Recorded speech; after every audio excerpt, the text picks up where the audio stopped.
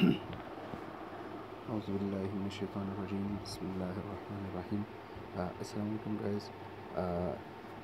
हम health assessment में 4 units कर चुके हैं और 5th यूनिट हमने स्टार्ट किया था।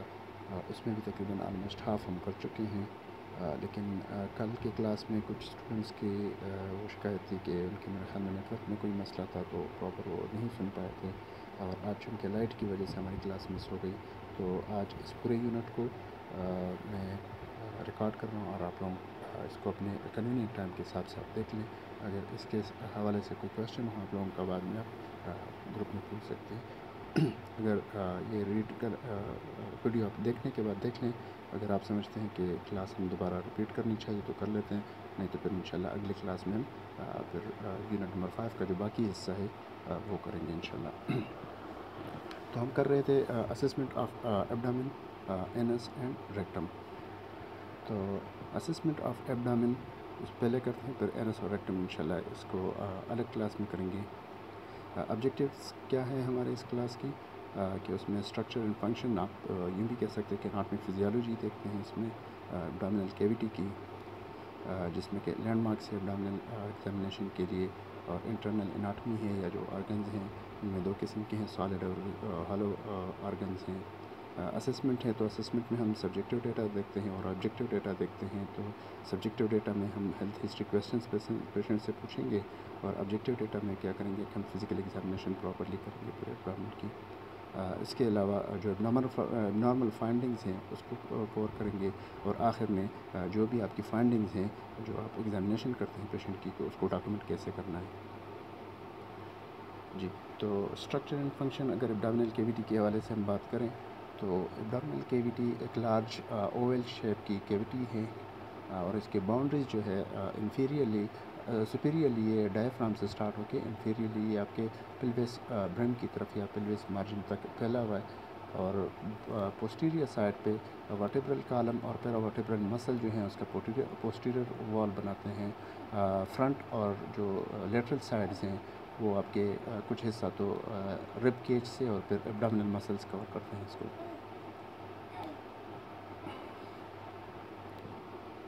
ठीक है, फिर इंटरनल जब हम कैविटी की बात करते हैं तो जो हमारी एब्डोमिनल कैविटी है उसमें इंटरनली पेरिटोनियम है, जो कि सिरस मेम्ब्रेन की है, और डबल एनवलप टाइप की एक स्ट्रक्चर है, मेम्ब्रेन है वो।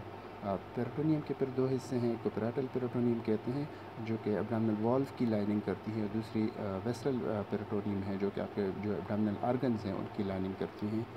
फिर इसके अलावा एक और टर्म है जो हम यूज़ करते हैं, उसको मिजेंट्रीज़ कहते हैं।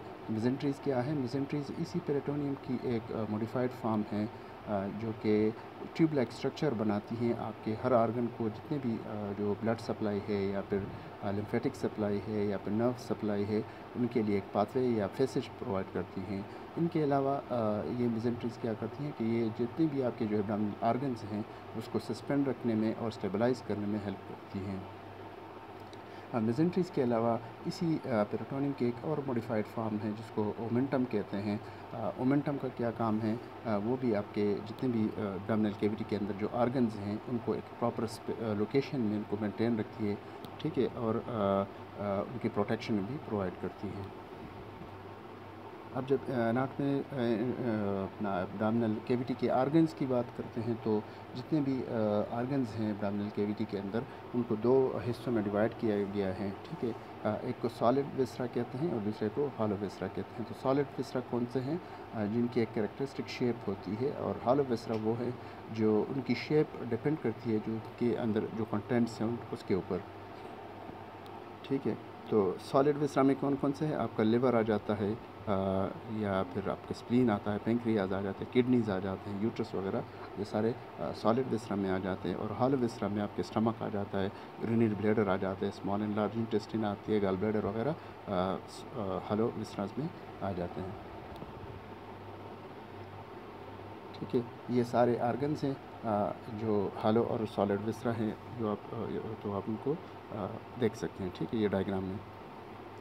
फिर एब्डोमिनल कैविटी एब्डोमिनल वॉल्व को इमेजिनरी लाइंस के ज़रिए वो डिवाइड किया जाता है। इनका मेन मकसद क्या होता है कि जो जब हम एब्डोमिनल वॉल को या एब्डोमिनल आर्गन्स को डिस्क्राइब करते हैं तो उस डिस्क्रिप्शन के लिए हमें एक कन्वीनियंट वो लोकेशन चाहिए होती है। तो इस हवाले से एब्डोमिनल वॉल के ऊपर दो इमेजिनरी लाइन खींचे जाते हैं जो कि आपके एब्डोमिन को 4 डिफरेंट एरियाज़ में डिवाइड करता है।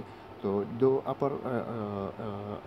अपर एंड लोअर तो उसको क्या कहते हैं, उसको कोऑर्डिनेट में डिवाइड करते हैं। तो राइट अपर कोऑर्डिनेट है और एक लेफ़्ट अपर कोऑर्डिनेट है, फिर राइट लोअर कोऑर्डिनेट है और लेफ़्ट लोअर कोऑर्डिनेट है। और इनका जो इंटरनल जो मिड लाइन का जो एरिया है उसको मिड लाइन कहते हैं। कुछ आर्गन्स मिड लाइन्स के जो लाइन के बैक साइड पे आर्गन्स होते हैं उनको मिड लाइन आर्गन्स कहते हैं। इसी ही कोऑर्डिनेट के हवाले से अगर आप देखें तो जिस तरह के इस डायग्राम में आप देख सकते हैं, राइट अपर जो कोऑर्डिनेट हैं उसमें आलमोस्ट लिवर है उसमें, या फिर अगर आप लेफ़्ट अपर कोऑर्डिनेट देखें तो उसमें स्टमक वगैरह है। आपके जो राइट लोअर वो है अपना कोऑर्डिनेट है उसमें स्मॉल इंटेस्टाइन है ज़्यादातर। तो इन कोऑर्डिनेट्स में जो जो आर्गन्स हैं वो बहुत इंपॉर्टेंट है कि आपको लोकेशन का पता हो कि कौन से कोऑर्डिनेट में कौन से आर्गन्स हैं। ये एक पुराना एक स्कीम था जिसको पहले यूज़ करते थे, अभी तो रिसेंटली इसको यूज़ नहीं करते, लेकिन फिर भी कुछ बुक्स में या कभी कभी ये इनके जो लोकेशन के टर्म्स हैं वो यूज़ होते हैं। तो अगर एग्ज़ाम के हवाले से कभी आ जाए तो हमें पता होना चाहिए कि जो 9 रीजन्स हैं वो कौन कौन से हैं एब्डोमिनल वॉल को। ये भी इमेजिनरी वॉल्स के ज़रिए ही इमेजिनरी लाइंस के ज़रिए ही इसको डिवाइड किया जाता है एब्डोमिनल को 9 रीजन्स में। तो जो अपर रीजन्स हैं राइट एंड लेफ़्ट साइड पे तो उसको राइट हाइपोकॉन्ड्रिक रीजन कहते हैं, या फिर लेफ़्ट साइड वाला लेफ़्ट हाइपोकॉन्ड्रिक रीजन है। इनके बीच में जो है वो एपिगैस्ट्रिक रीजन है। इसी तरीके से जो right and left hypochondriac region के नीचे जो एरियाज़ हैं जो लंबर एरियाज़ में आते हैं आपके तो उसको right and left lumbar regions कहते हैं। और उनके नीचे जो एरियाज़ हैं उसको right and left iliac regions कहते हैं। जो मिड लाइन के हैं तो एपिगैस्ट्रिक हो गया, एपिगैस्ट्रिक के बीच में के नीचे पर आ जाता है अम्बिलिकल रीजन, और जो बिल्कुल लोअर पार्ट में आ जाता है तो उसको हाइपो गैस्ट्रिक रीजन कहते हैं। ये स्लाइड बार बार मैं कह चुका हूँ, पिछले क्लासेस में भी हमने बताया था कि इस स्लाइड को आपने मेमोराइज़ करना है, ठीक है, कि कौन कौन से कोऑर्डिनेट में कौन कौन से आर्गन्स हैं, इसको बिल्कुल मेमोराइज़ करें। ये आपको जो भी आपकी फाइंडिंग्स होगी आप जब प्रैक्टिकल लाइफ में जाते हैं तो उसमें भी आपकी डिफरेंट फिर जब आप पेशेंट की फ़ाइल वगैरह देखते हैं तो वो एग्जैक्ट लोकेशन को अगर आपने देखना हो तो डॉक्टर के नोट्स वगैरह में या आपके अपने नर्सिंग नोट्स में आप रीजन को जब आप लिखते हैं तो आप कोऑर्डिनेट के हिसाब से डिफरेंट आर्गन्स की लोकेशन का बताते हैं।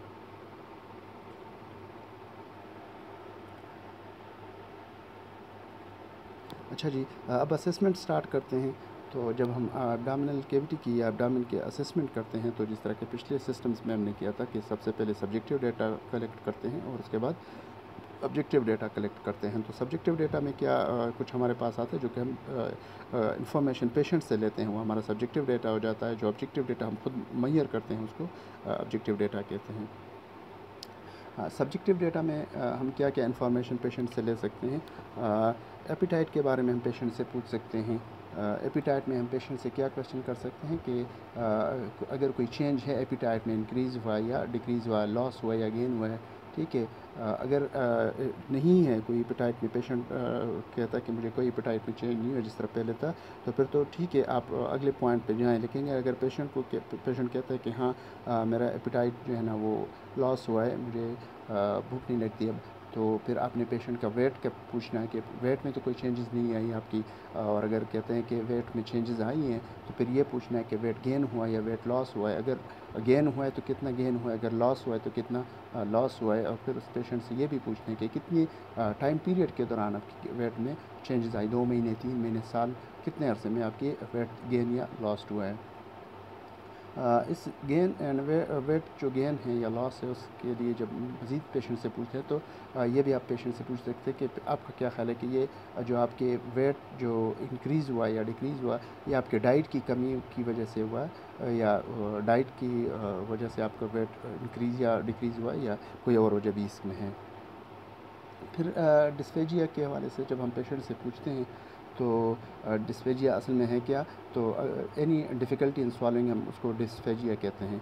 तो अगर पेशेंट को डिस्फेजिया नहीं है तो वैलेंट कोड, और अगर है तो पेशेंट से ये पूछते हैं कि कब से हैं आपको, कब से स्टार्ट हुआ है आपको डिस्फेजिया, और अगर है तो कोई पेन है आपको, जब आप सॉलो करते हैं तो पेन वगैरह है, कोई कफिंग वगैरह है या कोई चॉकिंग वगैरह या सॉलोइंग के दौरान अगर आपको है तो ठीक है। फिर मज़ीद हम पेशेंट से ये भी पूछ सकते हैं कि आपको ज़्यादा डिफ़िकल्टी लिक्विड फूड्स में होती है या फिर सॉलिड फूड्स में होती है, ठीक है। डिस्फेजिया अमूमन या तो जो असोफेजियल या थ्रोट इन्फेक्शन वगैरह की वजह से उसमें स्वेलिंग होती है, तो उस वजह से पेशेंट को हो सकता है, या फिर न्यूरोलॉजिकल जो डिजीज़ है, कुछ कंडीशंस हैं उसमें पेशेंट को, जिस तरह के स्ट्रोक वगैरह में पेशेंट को डिस्फेजिया वगैरह होता है। इसके अलावा अगर पेशेंट को कोई ऑब्स्ट्रक्शन है, वो ऑब्स्ट्रक्शन किसी सॉलिड मास की वजह से भी हो सकती है या फिर ट्यूमर की वजह से भी हो सकती है, फॉरेन बॉडी की वजह से भी हो सकती है, तो ये सारी चीज़ें हम पेशेंट से असेस करते हैं कि अगर पेशेंट को डिस्फेजिया है तो हम क्या चीज़ें एक्सपेक्ट कर सकते हैं इस पेशेंट में, कि क्या क्या कंडीशन की वजह से पेशेंट को डिस्फेजिया हो सकता है, तो हम फर्दर उसको फिर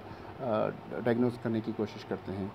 फूड इंटॉलरेंस के हवाले से हम पेशेंट से पूछते हैं कि अगर कोई फूड इंटॉलरेंस है, कोई ऐसी चीज़ है कि जो पेशेंट नहीं खा सकता, अगर नहीं तो फिर तो ठीक है, और अगर है तो कौन से फूड हैं जो पेशेंट नहीं खा सकता, और अगर पेशेंट बता दें कि मुझे फ़लाँ फूड से XYZ जो भी है उससे मुझे मसला रहता है, तो फिर क्या होता है, हम पेशेंट से पूछते हैं कि जब आप फ़लाँ फूड ले लेते हैं, जैसा कि मैंने एग्जांपल में आप लोगों को बताया था कि एक फ्रेंड है मेरा जो बनाना नहीं खा सकता, और अगर बनाना खा लेता है तो उसके रैशेज़ आ जाते हैं पूरे स्किन के ऊपर, तो हम पेशेंट से पूछते हैं कि अच्छा ये फूड आप नहीं खा सकते हो, जब आप खा लेते हो तो आपको क्या होता है, मसला क्या होता है, कोई एलर्जिक रिएक्शन होता है या कोई आपको हार्ट बर्न होता है या इंडाइजेशन होती है, ब्लोटिंग वगैरह होती है, क्या क्या मसला क्या होता है आपको अगर आप ये फूड ले लेते हैं तो। इसके अलावा फिर हम पेशेंट से मज़ीद ये पूछते हैं, अच्छा जब आपको ये मसला होता है तो आप इसके लिए आप क्या ट्रीटमेंट क्या लेते हैं, आप क्या क्या कोई मेडिकेशन इसके लिए आप लेते हैं या नहीं लेते हैं। अच्छा, कोई पेशेंट से मज़ीद हम कुछ मेडिसिन में जब हम पूछते हैं तो एंटासिड वगैरह के बारे में भी पूछ सकते हैं कि पेशेंट कोई एंटासिड वगैरह तो नहीं ले रहा। अच्छा, फूड इंटॉलरेंस क्या है कि लैक्टेज डिफिशिएंसी की वजह से क्या होता है कि ब्लोटिंग वगैरह हो सकती है, एक्सेस गैस वगैरह बन सकती है, तो मिल्क प्रोडक्ट वगैरह पेशेंट अमूमन फिर नहीं लेता।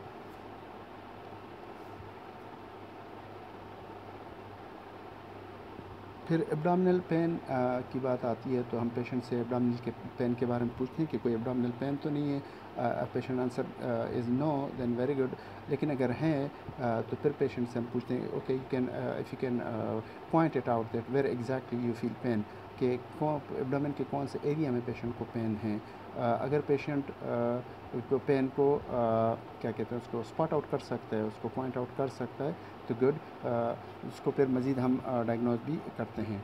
अच्छा, पेशेंट से मज़ीद हम ये भी पूछ सकते हैं कि कब से आपको ये पेन स्टार्ट हुआ है, अगर पेशेंट को एब्डोमिनल पेन है तो कब से हैं, और ये कांस्टेंट है या ऑन एंड ऑफ है, कभी आता है कभी जाता है, ठीक है। और इसके अलावा कभी पेशेंट को इस तरीके का पेन हुआ था कि नहीं, पेशेंट से हम ये भी पूछ सकते हैं। मज़ीद आप पेशेंट से ये भी पूछ सकते हैं कि अच्छा आपको जो एब्डोमिनल पेन जो है वो खाने से पहले आपको होता है या खाने के बाद होता है, ठीक है, एम्प्टी स्टमक में आपको पेन होता है। पेन के करैक्टर के बारे में भी हम पेशेंट से पूछ सकते हैं कि क्रैम्पिंग पेन है, कोई कॉलिक पेन है या बर्निंग है, ठीक है, डल पेन है या स्टैबिंग पेन है वगैरह, या अगर इचिंग वगैरह पेशेंट को होती है तो वो भी आप पेशेंट से पूछ सकते हैं।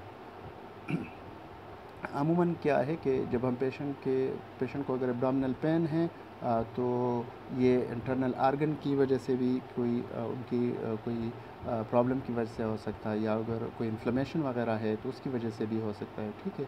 तो पेन अगर है तो इस चीज़ को हमने आगे हम फिर एब्डोमिनल पेन को कैसे डायग्नोज करते हैं उसको आगे अलग से एक टेस्ट है इसके लिए एब्डोमिनल पेन को डायग्नोज करने के लिए, तो वो फिर इसमें इंशाल्लाह बात करेंगे इसके हवाले से। लेकिन इम्पॉर्टेंट चीज़ यहाँ पे ये है कि आप पेशेंट से पूछते हैं कि पेन है, अगर है तो कब से है, क्यों है, एम्प्टी स्टमक पे होता है या खाने के बाद होता है, ये सारी चीज़ इंफॉर्मेशन पेशेंट से लेते हैं। अगर एक्यूट पेन है या सीवियर पेन है तो फिर क्या है कि उसको हम अर्जेंट बेसिस पे लेते हैं। ज़्यादातर क्या होता है कि अपेंडिसाइटिस वगैरह या कोलिसिस्टाइटिस की वजह से, या अगर कोई बॉल ऑब्स्ट्रक्शन वगैरह है या कोई परफोरेशन किसी आर्गन की हुई है, तो उसमें अमूमन क्या होता है कि एक्यूट पेन होता है, सीवियर पेन होता है, तो पेन को फिर हम लाइट नहीं लेते हैं, बल्कि उसको ज़्यादा कंसंट्रेशन देते हैं और पेशेंट को इमरजेंसी बेसिस पे उसको डायग्नोस करते हैं और मैनेज करते हैं।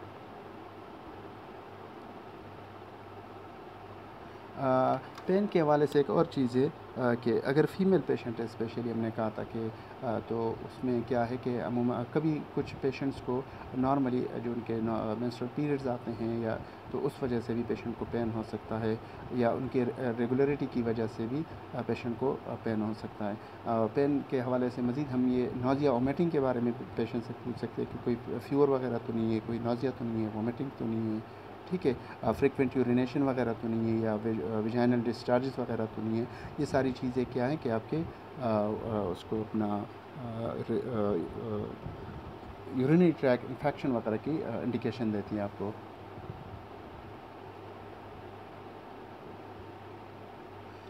अच्छा, नाज़िया वोमिटिंग के बारे में पेशेंट से जब हम पेशेंट से पूछते हैं कि नाज़िया कोई वोमिटिंग वगैरह तो नहीं है, अगर हैं तो कब से हैं, और अगर वोमिटिंग होती है तो कितने कंटेंट आता है, ज़्यादा मकदार में वोमिटस होता है या थोड़ा सा होता है, कलर क्या होता है, उसमें से कोई स्मेल वगैरह तो नहीं आती। नाज़िया वोमिटिंग ज़्यादातर क्या होता है कि कोई भी जीआई जो आपकी डिजीज़ वगैरह है तो उस वजह से भी पेशेंट को हो सकता है, या अगर कोई मेडिकेशन के रिएक्शन के तौर भी पेशेंट को नाज़िया वोमिटिंग हो सकती है, या प्रेगनेंसी में भी नॉर्मल है उस वजह से भी पेशेंट को नाज़िया वोमिटिंग हो सकती है। अगर पेशेंट को वो वोमिटिंग है तो जिस तरह हमने कहा कि उस पेशेंट से उसके कंटेंट वगैरह के बारे में, उसके कलर के बारे में पूछते हैं, तो साथ साथ पेशेंट से उसके ये भी पूछते हैं कि वोमिटस में ब्लड वगैरह तो नहीं है। अगर ब्लड है तो ये आपकी हेमाटोमेसिस वगैरह की फाइंडिंग्स है, तो फिर आपने ये देखना है कि ब्लड फ्रेश ब्लड है या क्लॉटेड ब्लड है, तो उस असफिजियल अगर कोई अल्सर वगैरह है या ड्यूरिनल अल्सर वगैरह है या स्टमक के अल्सर वगैरह कोई है, तो उसमें इस तरह की वो हो सकती है, फाइंडिंग हो सकती है। तो जब पेशेंट से वोमिटिंग वगैरह के बारे में पूछते हैं तो साथ में ये पूछते हैं कि कोई ब्लड वगैरह तो नहीं आता। नौजिया के साथ पेशेंट से पूछते हैं कोई डायरिया वगैरह तो नहीं है, फीवर तो नहीं है, कोई पेन तो नहीं है एब्डोमिनल वगैरह, ठीक है। और फूड के हवाले से भी पेशेंट से पूछ सकते हैं कि अगर पेशेंट को नाज़िया वोमिटिंग है तो लास्ट 24 आवर्स में पेशेंट ने क्या फूड लिया था, और कहाँ पे पेशेंट ने लिया था, घर पे लिया था या बाहर कहीं रेस्टोरेंट वगैरह में पेशेंट ने कुछ खाया था, या स्कूल या कॉलेज यूनिवर्सिटी वगैरह में पेशेंट ने कुछ खाया है, या ट्रैवलिंग के हवाले से भी पेशेंट से पूछ सकते हैं कि पेशेंट ने कहीं ट्रैवल तो नहीं किया। क्योंकि क्या होता है कि ट्रैवलिंग के दौरान होटलों में या रेस्टोरेंट्स वगैरह में, या ऐसे होता है कि जो फूड उनके पास होता है सफाई का वो पूरा ख्याल नहीं कर सकते, तो कंटामिनेटेड फूड वगैरह हो सकता है, या जो पानी है कंटामिनेटेड वाटर। रास्ते में आप लोगों ने देखा होगा कि जो दूर दराज के इलाके होते हैं वहाँ पे जाते हैं तो होटलों में साफ़ पानी नहीं होता, तो ट्रैवलिंग के हवाले से पेशेंट से पूछ सकते हैं। अगर पेशेंट ने कहीं ट्रैवल किया हुआ है या कहीं रेस्टोरेंट वगैरह में फ़ूड खाया है या कुछ ऐसा है और फिर भी पेशेंट को नाज़िया वोमिटिंग है, तो फूड पॉइजनिंग एक इंडिकेशन है जो कि आप उसको फर्दर डायग्नोस कर सकते हैं। फिर बाउल हैबिट्स में हम पेशेंट से क्या पूछते हैं कि कितने फ्रीक्वेंटली पेशेंट वॉशरूम जाता है, और स्टूल वगैरह का कलर कैसा है, कंसिस्टेंसी क्या है उसकी, पेशेंट को डायरिया या कॉन्स्टिपेशन तो नहीं है, और अगर है तो कितने अरसे से हैं, और अगर है तो क्या पेशेंट उसके लिए कोई मेडिसिन लेता है, कोई लेक्सेटिव वगैरह यूज़ करता है कि नहीं, और अगर यूज़ करता है तो कौन सी मेडिसिन है और कितनी फ्रीक्वेंटली वो यूज़ करता है, और उससे क्या कोई फ़र्क पड़ता है जब पेशेंट मेडिसिन वगैरह लेता है तो उसके उसमें कोई फ़र्क आता है कि नहीं है। पास्ट एब्डोमिनल हिस्ट्री में हम पेशेंट से पूछते हैं कि कोई जीआई प्रॉब्लम तो नहीं है, प्रीवियसली पेशेंट को अल्सर वगैरह या गॉल ब्लैडर वगैरह की कोई डिजीज़ या हेपेटाइटिस वगैरह, जॉइंटिस, एपेंडिसाइटिस, कोलाइटिस, अगर कोई भी है पेशेंट से उसकी हिस्ट्री पूछते हैं। या अगर पेशेंट ने कोई एब्डोमिनल सर्जरी वगैरह की है, जिस तरह हर्निया वगैरह या कोई और लेप्रोटमी वगैरह, अगर पेशेंट की कोई सर्जरी हुई तो उस हवाले से भी पूछ सकते हैं। अगर सर्जरी है तो पेशेंट से फिर मज़ीद पूछते हैं कि किस चीज़ की सर्जरी हुई थी, कब हुई थी, मसला क्या हुआ था, ठीक है। मेडिकेशन में हम पेशेंट से पूछते हैं कि पेशेंट कोई मेडिसिन तो नहीं ले रहा, ठीक है, एट प्रेजेंट अगर ले रहा है तो कौन सी मेडिसिन ले रहा है, क्या किस किस टाइम ले रहा है, ठीक है। इसके अलावा हम अल्कोहल कंजम्पशन के हवाले से पेशेंट से पूछ सकते हैं, स्मोकिंग के सिगरेट स्मोकिंग के हवाले से पेशेंट से पूछ सकते हैं कि स्मोकिंग तो नहीं कर रहा पेशेंट। बाज़ मेडिसिन ऐसी हैं जो कि आपके पेप्टिक अल्सर काज करती है, या अल्कोहल की वजह से या स्मोकिंग की वजह से भी आपके पेशेंट को वो पेप्टिक अल्सर वगैरह हो सकता है। न्यूट्रिशनल स्टेटस जब हम पेशेंट की असेस करते हैं तो न्यूट्रिशनल स्टेटस में हम पेशेंट से उसके फ़ूड के बारे में, उसके फ़ूड हैबिट्स के बारे में, लाइक्स और डिसलाइक्स के बारे में पूछते हैं कि ब्रेकफास्ट लेता है कि नहीं लेता, किस टाइम लेता है, ब्रेकफास्ट में यूजुअली क्या लेता है, ठीक है। और फूड अपनी कहाँ से लेके आता है, फ्रेश फूड्स हैं या कहीं ऐसा तो नहीं कि उसकी जो न्यूट्रिशनल है, जो फूड वगैरह ये लेके आता है तो मार्केट से, तो अगर फ्रेश नहीं है तो वो इसके न्यूट्रिशनल उस स्टेटस के ऊपर भी अफेक्ट कर सकता है। तो न्यूट्रिशनल असेसमेंट का हमने कहा था कि अलग से एक चैप्टर है कि किस तरीके से आपने पेशेंट की न्यूट्रिशनल असेसमेंट करनी है, ठीक है। तो उसमें फिर पूरी डिटेल से हम इंशाल्लाह इसका पढ़ेंगे, लेकिन यहाँ से जो इस एब्डोमिनल हवाले से जो ज़रूरी क्वेश्चंस हैं वो आप पेशेंट से पूछ सकते हैं। अच्छा, ऑब्जेक्टिव डेटा है। तो ऑब्जेक्टिव डेटा में हम क्या करते हैं कि पेशेंट्स की जब हम फ़िज़िकल एग्ज़ामिनेशन करते हैं तो फ़िज़िकल एग्ज़ामिनेशन से पहले जो जो आपको इक्विपमेंट्स चाहिए वो आपने सब कलेक्ट करने हैं। तो कौन से इक्विपमेंट्स यूजुअली हम यूज़ करते हैं फ़िज़िकल एग्ज़ामिनेशन में, एब्डोमिनल फ़िज़िकल एग्ज़ामिनेशन में हमें स्टेथोस्कोप की ज़रूरत पड़ती है। इसके अलावा स्मॉल रूलर सेंटीमीटर्स के साथ वो हमें चाहिए होता है। स्किन मार्कर या स्किन मार्किंग पेन हमें उसकी ज़रूरत पड़ती है। अल्कोहल स्वैब्स की ज़रूरत पड़ती है। एग्ज़ामिनेशन लाइट वगैरह की ज़रूरत पड़ती है। एक्स्ट्रा लिनन, बेड लिनन की हमें ज़रूरत पड़ती है पेशेंट को कवर करने के लिए। एग्ज़ामिनेशन स्टार्ट करने से पहले हम क्या करते हैं कि पेशेंट को प्रिपेयर करते हैं। तो प्रिपरेशन में हम क्या करते हैं कि जिस रूम में, जिस एरिया में हम पेशेंट की एग्ज़ामिनेशन करते हैं तो वहाँ पे ओवरहेड लाइट को और एडिशनल जो अगर सेकेंडरी लाइट है तो वो ऑन रखते हैं। टेम्परेचर का ख़ास ख्याल रखते हैं एग्ज़ामिनेशन रूम का। और फिर पेशेंट को के एब्डोमेन को फुली हम एक्सपोज़ करते हैं, क्योंकि एक्सपोज़ किए बगैर हम एब्डोमेन की एग्ज़ामिनेशन प्रॉपर नहीं कर सकते हैं। लेकिन इसमें एक चीज़ का ख्याल रखेंगे हम कि पेशेंट की प्राइवेसी का ख्याल रखेंगे। पेशेंट के जो जेनिटल ऑर्गन्स हैं उनको, एरियाज़ जो हैं उनको कवर करेंगे। अगर फीमेल पेशेंट है तो जेनिटल के साथ साथ फीमेल के ब्रेस्ट वगैरह, चेस्ट एरियाज़ को भी कवर करना है बेडशीट से। ये कुछ है कि जनरल कंसिड्रेशन हम इसको कहते हैं कि जब भी आप पेशेंट की फ़िज़िकल एग्ज़ामिनेशन करते हैं तो कुछ चीज़ें ऐसी हैं जो कि हम कंसिडर करते हैं, जो कि हम फॉलो करते हैं। तो पेशेंट अगर है तो उसको पहले हम वॉशरूम भेजते हैं, उनकी हेल्प करते हैं कि अपना ब्लैडर एम्प्टी करें। और जब पेशेंट को वॉशरूम भेजते हैं तो आपकी असेसमेंट से अगर आपको डॉक्टर ऑर्डर्स में हैं या आप समझते हैं कि आपको पेशेंट के यूरिन सैंपल की ज़रूरत है तो साथ साथ आप पेशेंट का यूरिन सैंपल भी कलेक्ट कर सकते हैं। फिर रूम में टेम्परेचर का वो है कि प्रॉपर रूम टेम्परेचर रखें, क्योंकि बहुत ज़्यादा कोल्ड टेम्परेचर अगर होगा तो उसकी वजह से क्या है कि जो एब्डोमिनल मसल्स है उसमें टेंसिंग आ सकती है। उस टेंशन की वजह से एब्डोमिनल मसल की फिर आपकी जो एग्ज़ामिनेशन है, पल्पेशन, अस्कल्टेशन वगैरह वो आप प्रॉपर नहीं कर सकते हैं। पोजीशन पेशेंट को प्रॉपर देते हैं। ये पोजीशन में भी क्या है, मेनली हम क्या करते हैं कि पेशेंट के मसल्स जो हैं, एब्डोमिनल मसल्स, वो स्ट्रेच ना हो, कॉन्ट्रैक्ट ना हो, ठीक है, ताकि हम जो एग्ज़ामिनेशन करते हैं वो प्रॉपर तरीके से हो, जो हमारी फाइंडिंग्स हैं वो प्रॉपर हों। तो पोजीशन नॉर्मली हम क्या देते हैं एब्डोमिनल एग्ज़ामिनेशन में कि पेशेंट को सुपाइन रखते हैं एग्ज़ामिनेशन टेबल के ऊपर और एक पिलो देते हैं हेड के नीचे। इसके अलावा नीज़ को पेशेंट के बेंट करते हैं कि या उसके बिलो पिलो देते हैं पेशेंट को। और हाथ जो है पेशेंट के आर्म्स जो है वो साइडों पे रखते हैं पेशेंट के,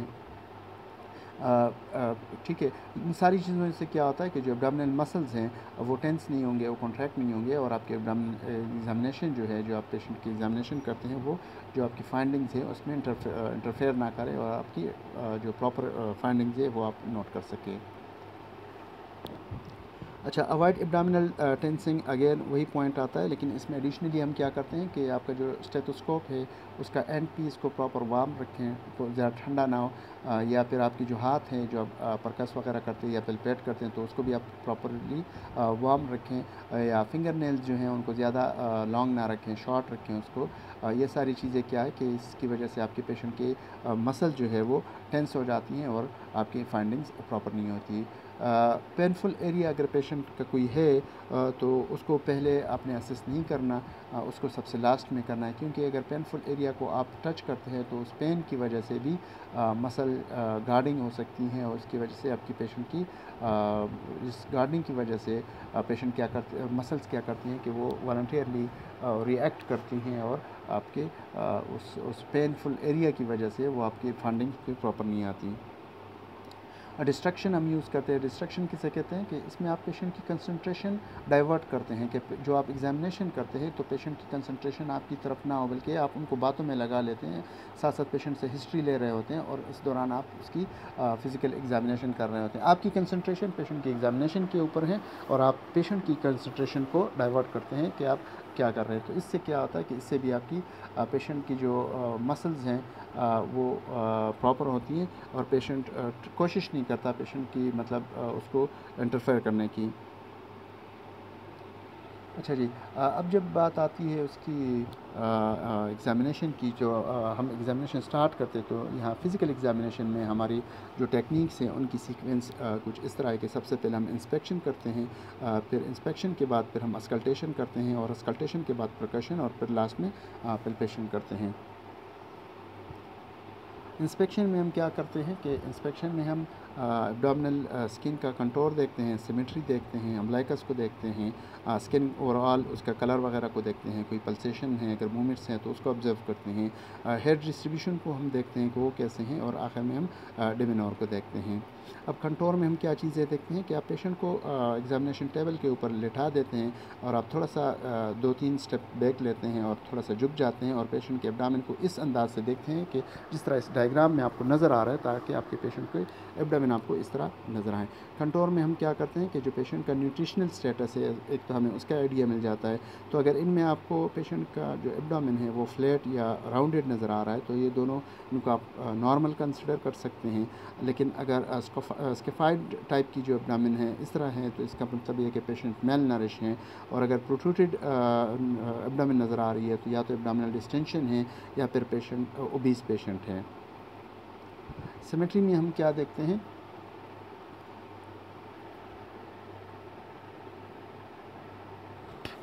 सिमेट्री में पेशेंट की जो एब्डोमेन है लेंथ वाइज एक लाइट लेके आते हैं, जो हमारी एग्जामिनेशन लाइट होती है वो हम पास करते हैं एब्डामिन के सरफेस के ऊपर। और उसमें हम क्या देखते हैं कि बायलेटरली हम सरफेस को देखते हैं कि उसमें कोई बल्जिंग वगैरह नहीं है, कोई विजिबल मासेस वगैरह नहीं है, कोई एसिमेट्रिक शेप्स वगैरह नहीं है। ठीक है, अगर स्मॉल बल्जेस भी होंगे, जैसे ही आप लाइट पास करते हैं, डालते हैं लाइट सरफेस के ऊपर, तो उसके शेडो वगैरह आप उसको ऑब्ज़र्व कर सकते हैं। वो शेडो क्या करती हैं कि वो आपको बल्जेस या मासेस वगैरह की इंडिकेशन देती हैं। पहले आप हेड टूवर्ड द फीट आप डालते हैं लाइट को, और फिर आप वाइस वैसा द अदर वे अराउंड आप जाते हैं कि लाइट आप फुट्स के थ्रू हेड की तरफ डालते हैं, और दोनों तरफ से आप एग्जामिन करते हैं पेशेंट के एब्डोमेन को।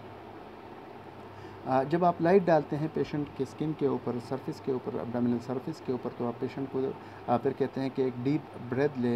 अमूमन क्या होता है जब पेशेंट इनहेल करता है तो एब्डोमिनल अगर कोई मासेस वगैरह हैं तो वो उभर के आ जाती हैं, और फिर आपको उसको अच्छी तरीके से ऑब्ज़र्व कर पाते हैं। तो अगर जब पेशेंट इनहेल करता है उस दौरान फिर अगर नॉर्मली क्या होता है कि एब्डोमेन स्मूथ और सिमेट्रिक नज़र आती है, उसमें कोई बल्जेस वगैरह, कोई मासेस वगैरह नॉर्मली नहीं होने चाहिए। अच्छा जी, अम्बिलिकस में हम क्या देखते हैं, जब हम अम्बिलिकस को ऑब्ज़र्व कर रहे होते हैं तो नॉर्मली क्या है कि अम्बिलिकस वो इन्वर्टेड होगा, मिड लाइन होगा, उसकी कोई डिस्कलरेशन वगैरह नहीं हुई होगी, कोई इन्फ्लेमेशन, कोई हर्निया वगैरह नहीं हुआ होगा। ठीक है, अगर इन्वर्टेड हैं, इन्वर्टेड अम्बिलिकस किस तरह नज़र आता है, ये इस डायग्राम से आप इसको देख सकते हैं। ये नॉर्मल है, मिड लाइन है, और कोई डिस्कलरेशन नहीं है, कोई इन्फ्लेमेशन नहीं है, कोई रेडनेस वगैरह नहीं है। लेकिन अगर इवर्टेड हैं, इस तरह का अम्बिलिकस आपको नज़र आए, तो इवर्टेड किस वजह से हो सकता है, या तो पेशेंट को सीवियर एसाइटिस से हैं, या फिर अगर पेशेंट को कोई अंडरलाइंग मास वगैरह है एब्डोमेन के अंदर, या प्रेगनेंसी में भी इवर्टेड नॉर्मली जो इवर्टेड अम्बिलिकस है वो नज़र आता है। डीपली अगर संकन वो है अम्बलाइकस है तो इसका मतलब है कि पेशेंट ओबीज़ हैं, और अगर इनलार्ज्ड अम्बलाइकस हैं जिस तरह के इस डायग्राम में आपको दिख रहा है, तो उसका मतलब ये है कि पेशेंट को अम्बलाइकल हर्निया है।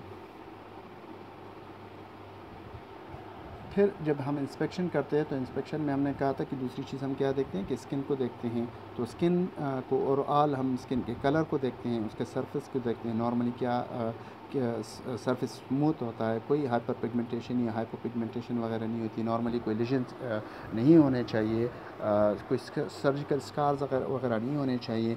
अगर सर्जिकल स्कार्स हैं और पेशेंट ने आपको सब्जेक्टिव डेटा में उसके सर्जरी वगैरह के बारे में नहीं बताया, तो आप पेशेंट से फर्दर पूछ सकते हैं सर्जरी के बारे में कि कब हुई, क्या सर्जरी हुई, क्यों हुई थी। फिर हम जो एब्डोमिनल स्किन है उसका टर्गर भी देखते हैं।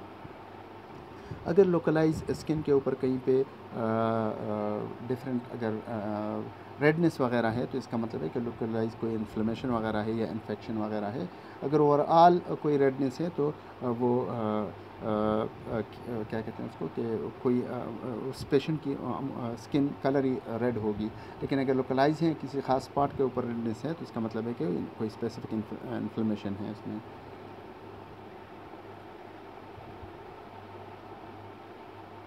अच्छा, एक जिस तरह इस डायग्राम में आप लोगों को नज़र आ रहा है, ये जो रेड कलर के स्पॉट्स बने हुए हैं, ठीक है, तो इसको हाइपर पिगमेंटेशन भी आप कह सकते हैं, ठीक है। इसका नाम है स्ट्राई कहते हैं इसको, या लिनिया अल्बिकेंस कहते हैं इसको। तो इसका कलर या तो पिंक या ब्लू होगा या फिर सिल्वरी वाइट कलर के होंगे। ये क्यों होते हैं? जब भी प्रोलॉन्ग स्ट्रेचिंग होती है आपके एब्डोमिनल मसल्स की, तो जो इलास्टिक फाइबर्स हैं उनके ब्रेकडाउन की वजह से इस तरह के स्कार्स वगैरह स्किन के ऊपर बन जाते हैं। और जो आप कहते हैं कि प्रोलॉन्ग स्ट्रेचिंग, तो ये प्रोलॉन्ग स्ट्रेचिंग या तो प्रेगनेंसी में होती है, या अगर कोई ओबीस पेशेंट है और वो अपना वेट लॉस करता है एक्सरसाइज या उसके डाइटिंग की वजह से, तो बाद में उसके स्किन के ऊपर जो एब्डोमिनल स्किन है उसके ऊपर इस तरह के पिगमेंटेशन नज़र आती हैं। अगर इनका कलर पिंक है या ब्लू है तो इसका मतलब है कि ये रिसेंटली डेवलप हुए हैं, और अगर इनका कलर सिल्वरी वाइट है तो ये इसका मतलब है कि इसका काफ़ी टाइम हो चुका है। लीजन्स वगैरह नॉर्मली नहीं होने चाहिए, ठीक है। फिर बात आती है पल्सेशन की या फिर मूवमेंट्स की। तो नॉर्मली क्या है कि अगर थिन पेशेंट है तो इसके एपिगैस्ट्रिक एरिया में उसका एओर्टा जो है बीनीथ द स्किन वो उसकी मूवमेंट आप ऑब्ज़र्व कर सकती हैं, इंस्पेक्ट कर सकते हैं उसको। या फिर जब रिस्पिरेशन के दौरान पेशेंट इनहेल करता है तो उस दौरान भी आप पेशेंट के जो ये पल्सेशन है वो आप ऑब्ज़र्व कर सकते हैं। या अगर पेरिस्टाल्सिस की बहुत ज़्यादा विजिबल पेरिस्टाल्सिस वगैरह हैं और पेशेंट के एब्डोमेन डिस्टेंडेड भी है, तो ये आपके इंटेस्टाइनल ऑब्स्ट्रक्शन की इंडिकेशन है। हेयर डिस्ट्रीब्यूशन जब हम इंस्पेक्ट करते हैं तो जो नॉर्मल पैटर्न है प्यूबिक एरिया की, तो मेल्स में क्या होता है कि डायमंड शेप के हेयर्स होते हैं, जबकि फ़ीमेल्स में इन्वर्टेड ट्रायंगल शेप के हेयर डिस्ट्रीब्यूशन होती हैं। डिमेनोर क्या है कि ये एक पेशेंट का बिहेवियर है। अगर नॉर्मली पेशेंट को कोई पेन नहीं है, कोई डिस्कम्फर्ट नहीं है, तो पेशेंट नॉर्मली बेड के जो एग्जामिनेशन बेड के ऊपर लेट जाएगा पेशेंट, उसके फेशियल एक्सप्रेशन भी सही होंगे, पेशेंट ब्रीदिंग भी इवन स्लो ब्रीथ कर रहा होगा, टर्निंग भी नहीं ले रहा होगा। तो ये सारे इस बिहेवियर को, जिस बिहेवियर में पेशेंट लेटा हुआ है आपके सामने एग्जामिनेशन के लिए, इसको डेमिनोर कहते हैं। तो अमूमन क्या होता है कि जब पेशेंट को पेन हो, स्पेशली अगर एब्डोमिनल पेन है या कोई डिस्कम्फर्ट है, तो वो पेशेंट काफ़ी देर के लिए एग्जामिनेशन टेबल के ऊपर नहीं लेट सकता। तो या तो बार बार अपनी पोजीशन चेंज करेगा, टर्निंग चेंज करेगा, या फिर अपनी नीज़ को फ्लेक्स करेगा, या उसके फेशियल जो एक्सप्रेशन है वो चेंज होंगे, ठीक है। तो अगर इस तरह की कोई पेशेंट बिहेव कर रहा है तो इसका मतलब है कि पेशेंट को कोई डिस्कम्फर्ट है, और वो डिस्कम्फर्ट यूजुअली क्या है कि एब्डोमिनल पेन की वजह से है। एब्डोमिनल पेन या तो गैस्ट्रोएंटेराइटिस की वजह से हो सकता है, या बाउल ऑब्स्ट्रक्शन की वजह से पेशेंट को हो सकता है, या और कोई जो एब्डोमिनल कोई डिजीज़ की वजह से पेशेंट को पेन वगैरह हो सकता है। तो अगर पेशेंट इस तरह बिहेव कर रहा है तो इसका मतलब है कि पेशेंट पेन में है या डिस्कम्फर्ट में है। अच्छा जी, अगला पॉइंट इंस्पेक्शन के बाद आता है अस्कल्टेशन का। तो अस्कल्टेशन में हम क्या देखते हैं कि या तो दो तरह की चीज़ें हम ऑब्ज़र्व करते हैं, अस्कल्टेट करते हैं। एक को बाउल साउंड्स कहते हैं और दूसरे को वेस्कुलर साउंड्स कहते हैं या ब्रूट्स साउंड कहते हैं। अस्कल्टेशन जब हम करते हैं तो पहले बाउल साउंड्स को हम देखते हैं, ठीक है। तो बाउल साउंड्स में यूजुअली क्या आता है कि हम जब अस्कल्टेशन शुरू करते हैं एब्डोमेन की, तो राइट लोअर क्वाड्रेंट से हम स्टार्ट करते हैं, और यहाँ पे एब्डोमिनल अस्कल्टेशन में जब हम बाउल साउंड्स को अस्कल्टेट कर रहे होते हैं तो हम स्टेथोस्कोप का डायफ्राम यूज़ करते हैं। और डायफ्राम क्यों यूज़ करते हैं? क्योंकि जो आपके एब्डोमिनल साउंड जो बाउल साउंड्स हैं वो हाई पिच साउंड है, वो अच्छी तरीके से डायफ्राम से अस्कल्टेट किए जा सकते हैं। जब भी आप अस्कल्टेट करते हैं तो एक तो ये है कि स्टेथोस्कोप के एंड पीस को थोड़ा सा वार्म करें, और फिर लाइटली आप स्किन के ऊपर रखें, बहुत ज़्यादा हार्डली आप पुश ना करें, क्योंकि अगर आप हार्डली पुश करते हैं तो ये आपके बाउल साउंड को स्टिमुलेट करते हैं और आपकी फाइंडिंग्स में इंटरफेयर करते हैं, और आपकी प्रॉपर फाइंडिंग आपको फिर नहीं मिलती। एक चीज़ है अस्कल्टेशन के हवाले से कि अभी तक ये तो नहीं पता कि जो बाउल साउंड के एग्जैक्ट ओरिजिन क्या है, कहाँ से ये प्रोड्यूस होते हैं, ठीक है। तो लेकिन ये है कि फिर भी you have to auscultate all the 4 quadrants, ठीक है। ये स्टमक की वजह से भी हो सकते हैं, ये बाउल साउंड आपके इंटेस्टाइन्स की वजह से भी ओरिजिनेट हो सकते हैं, ठीक है। अच्छा, बाउल साउंड्स में जब हम बाउल साउंड अस्कल्टेट कर रहे होते हैं तो साथ साथ फिर उनकी कैरेक्टर को भी अस्कल्टेट करते हैं कि साउंड्स का कैरेक्टर क्या है। नॉर्मल साउंड्स क्या होने चाहिए? नॉर्मल साउंड्स बहुत डिफरेंट हो सकते हैं, लेकिन अस्कल्टेशन की जो फाइंडिंग्स है ये सब्जेक्टिव डेटा है। सब्जेक्टिव इस हवाले से कि मतलब अगर डिफरेंट एग्जामिनर पेशेंट को अस्कल्टेट करते हैं तो उनकी अलग से अपनी अपनी फाइंडिंग्स होगी, ठीक है। तो इसलिए कहते हैं कि बहुत सारे साउंड्स डिफरेंट लोग उसको डिफरेंट नाम दे सकते हैं, लेकिन अमूमन क्या होता है कि वो नॉर्मली ही होती है। तो नॉर्मल साउंड्स हम किस किस को कंसिडर कर सकते हैं? हाई पिच साउंड होते हैं, गार्गलिंग साउंड होते हैं, कैस्केडिंग साउंड्स होते हैं, इर्रेगुलर होते हैं, पूरे एब्डोमेन में कहीं से भी आ सकते हैं। और जो नॉर्मल उनकी वो है कि ये 5 to 30 टाइम्स पर मिनट आते हैं। लेकिन इसमें एक चीज़ याद रखें कि टाइम, इसमें नंबर जो है इतना सिग्निफिकेंट चीज़ नहीं है कि आप इसको काउंट करना शुरू कर दें और 5 मिनट के लिए आप कंटिन्यूसली अस्कल्टेट करके देखें कि कितनी दफ़ा पेशेंट ने के साउंड्स प्रोड्यूस हुए हैं। तो काउंट करने की ज़रूरत नहीं है, लेकिन एक आइडिया आपको मिल जाता है कि नॉर्मली क्या है कि 5 to 30 टाइम्स पर मिनट पेशेंट को बाउल साउंड्स होने चाहिए। फिर हम जब अस्कल्टेट करते हैं तो इम्पॉर्टेंट चीज़ एक और है जो कि आपने देखनी है कि पेशेंट को बाउल साउंड प्रेजेंट है कि नहीं है। अगर प्रेजेंट हैं, बाउल साउंड्स हैं, तो फिर वो हाइपो एक्टिव हैं या फिर हाइपर एक्टिव हैं, ठीक है।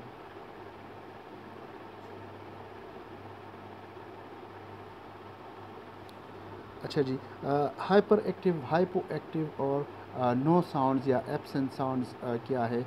जब हम अस्कल्टेशन करते हैं तो या तो हमें नॉर्मल साउंड्स मिलते हैं या फिर हाइपर एक्टिव साउंड्स मिलते हैं। तो हाइपर एक्टिव साउंड्स क्या है कि ये लाउड होते हैं, ये भी हाई पिच साउंड होते हैं, रशिंग होते हैं, और अमूमन होते किस वजह से है कि जो बाउल ऑब्स्ट्रक्शन है, मैकेनिकल ऑब्स्ट्रक्शन अगर है, या गैस्ट्रोएंटेराइटिस अगर पेशेंट को हुआ है, या फिर अगर पेशेंट कोई लेग्जेटिव वगैरह यूज़ कर रहा है, या अगर पेशेंट को ब्रेस्ट डायरिया है तो उस वजह से भी पेशेंट को हो सकता है, या अगर पेशेंट को पैरालिटिक इलियस है तो उस वजह से भी पेशेंट के जो एब्डोमिनल साउंड्स हैं, वो जो बाउल साउंड्स हैं, वो हाइपर एक्टिव होते हैं। हाइपो एक्टिव साउंड्स कौन से हैं? तो हाइपो एक्टिव साउंड्स ये थोड़े से डिक्रीज्ड साउंड्स होते हैं, और नॉर्मली क्या होता है कि पेशेंट जब पोस्ट ऑप पेशेंट होता है एब्डोमिनल, अगर कोई सर्जरी पेशेंट की भी है, पेशेंट कोई पोस्ट एनेस्थीसिया पेशेंट है, तो उनमें होते हैं। और अगर पेशेंट की हिस्ट्री कोई नहीं है एब्डोमिनल सर्जरी की, तो फिर आप देखते हैं कि पेशेंट को कोई इन्फ्लेमेशन वगैरह या इन्फेक्शन वगैरह तो नहीं है, क्योंकि पेरिटोनियम के इन्फ्लेमेशन की वजह से, इन्फेक्शन की वजह से भी हाइपोएक्टिव साउंड्स हो सकते हैं। या इसके अलावा अगर पेशेंट को लेट बाउल ऑब्स्ट्रक्शन है, ऑब्स्ट्रक्शन हुए काफ़ी अर्सा हो चुका है, तो उसमें भी हाइपोएक्टिव साउंड हो सकते हैं। एब्सेंट साउंड या नो साउंड कौन से हैं? अगर पेशेंट को 5 मिनट में कोई बाउल साउंड नहीं आते तो इसको हम एब्सेंट साउंड कहते हैं या नो साउंड्स कहते हैं। आप 5 मिनट तक अस्कल्टेट करके देखें कि अगर पेशेंट को कोई भी साउंड्स इन 5 मिनट्स में नहीं आया, तो इसको साइलेंट एब्डोमेन भी कह सकते हैं। ज़्यादा कॉमन नहीं है इतना, मतलब और ना इतना सिग्निफिकेंट है। और अगर पेशेंट को नो साउंड्स हैं, तो फिर आप फर्दर डायग्नोज करते हैं कि पेशेंट को कोई पैरालाइज वगैरह तो नहीं है, ठीक है। अच्छा, अस्कल्टेशन के हवाले से एक चीज़ है जो हमने क्लास में भी डिस्कस की थी कि जो एविडेंस बेस्ड प्रैक्टिस पे हमने बात की थी कि पहले अब तक तकरीबन यही ज़्यादातर यूज़ होता था कि जैसे ही एनजी ट्यूब को पास करते हैं तो अस्कल्टेट करके एनजी ट्यूब की कंफर्मेशन को वो करते थे। फिर बाद में दूसरी टेक्निक्स को फॉलो करते थे, लेकिन सबसे पहली चीज़ जो होती थी वो अस्कल्टेट करते हैं, अस्कल्टेशन के थ्रू एनजी ट्यूब की कंफर्मेशन करते हैं। लेकिन अभी जो न्यू इन्फॉर्मेशन है, जो जो साइंटिफिक जो अभी रिसर्च हुई है, तो वो कहते हैं कि auscultation is not going to be use any more for the NG tube confirmation. और उसकी वजह कुछ फॉल्स जो डिफरेंट फाइंडिंग्स आती है उसकी वजह से हो सकती है। तो कहते हैं कि बेहतर तरीका ये है कि आप एक्सरे करके एनजी ट्यूब की कंफर्मेशन को चेक करें, या फिर अगर आप फिर बाद में एक दफ़ा आपने उसको एनजी ट्यूब को कंफर्म कर लिया, लेकिन आप फॉलो अप में अपना एनजी ट्यूब की कंफर्मेशन के एनजी ट्यूब इन प्लेस है कि नहीं है, तो जो स्टमक एस्पायरेट्स है उसका पीएच आप देख सकते हैं। नॉर्मली क्या है कि जो स्टमक का पीएच है, जो आपके कंटेंट है एनजी ट्यूब के, वो अराउंड 5.5 अगर है तो वो एक्सेप्टेबल है।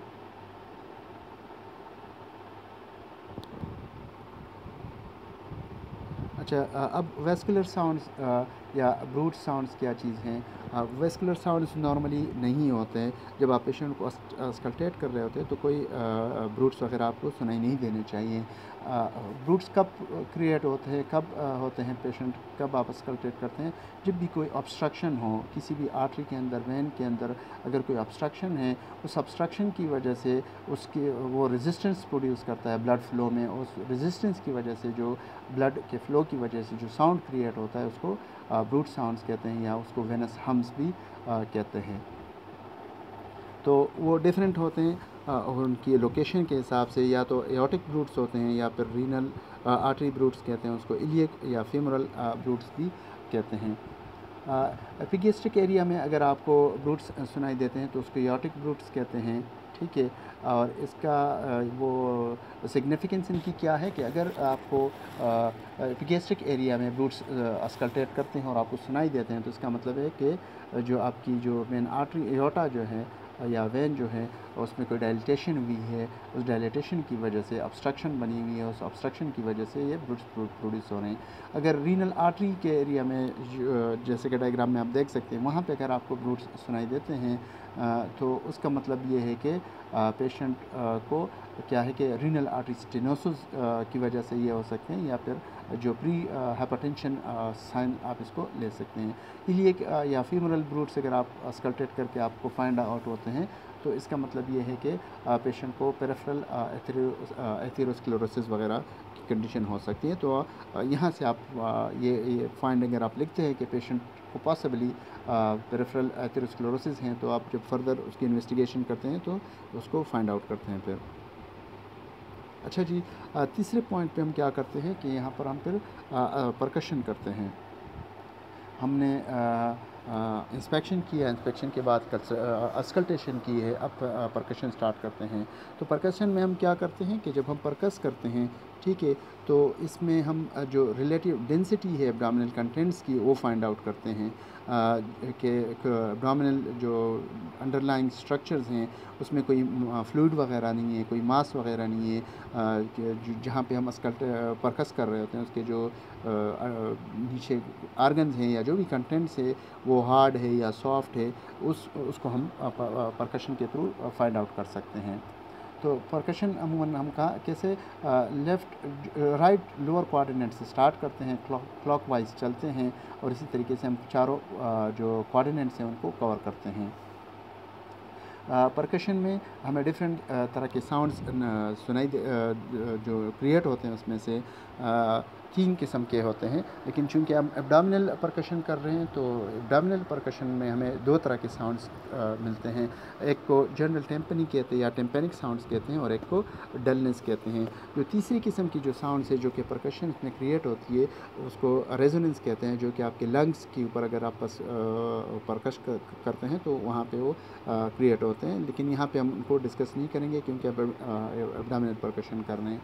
अब टेम्पनी क्या है, डलनेस क्या है, इसको ड्रम एंड हम ड्रम भी कहते हैं। तो टेम्पनी क्लियर हालो साउंड्स हैं। अगर जिस तरह इसकी मिसाल ऐसे देते हैं, जब आप किसी ड्रम के ऊपर मारते हैं, उसको बीट करते हैं तो उससे जो साउंड्स क्रिएट होते हैं तो उसको टेम्पनिक साउंड्स कहते हैं या जनरल टेम्पनी उनको कहते हैं।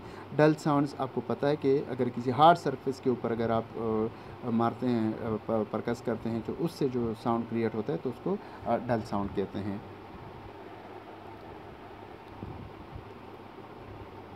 अच्छा, यहाँ पे एक क्वेश्चन दिया हुआ है, कहते हैं कि do not percuss if the patient has an abdominal aortic aneurysm, या अगर पेशेंट ने कोई आर्गन ट्रांसप्लांट किया हुआ है तो उन दोनों कंडीशंस में हम परकशन नहीं करते। वजह क्या है कि ये जो आर्गन है उसके रिजेक्शन का सबब भी बन सकता है या फिर जो एओर्टिक एनोरिज्म है उसमें रप्चर के भी चांसेस हैं अगर आप हार्डली परकस करते हैं। तो अगर किसी पेशेंट को ये 2 कंडीशंस हैं, इस तरह की कोई और कंडीशंस है तो फिर हम परकशन को अवॉइड करते हैं।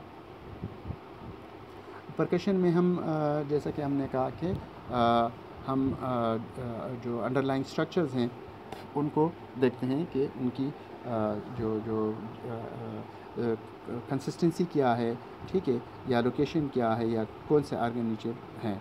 तो परकशन के थ्रू हम डिफरेंट आर्गन्स के साइज़ वगैरह को चेक कर सकते हैं, उनकी लोकेशन को फाइंड आउट कर सकते हैं।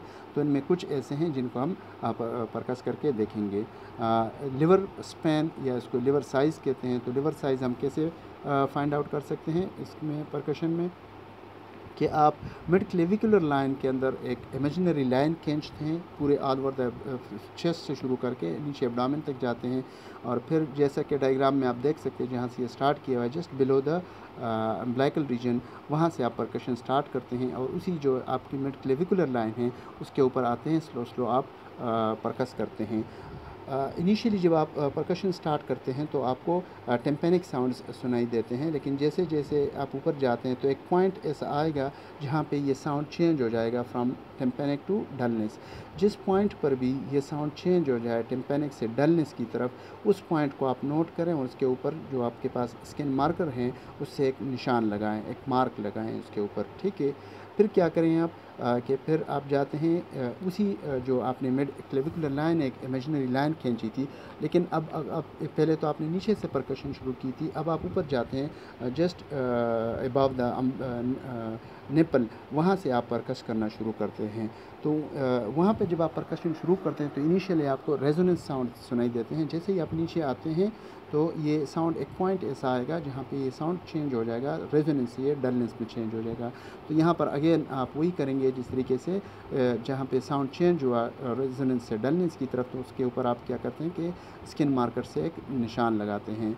फिर यही टेक्निक आप फॉलो करते हैं और आप एक इमेजिनरी लाइन मिड लाइन में बनाते हैं जो कि अम्बिलिकस से आपके पास होता है। तो ज़िफाइड प्रोसेस और नीचे अम्बिलिकस से आप शुरू करते हैं परकस, जहाँ पे साउंड चेंज होता है डलनेस की तरफ, तो उस पर आप एक मार्क लगाते हैं।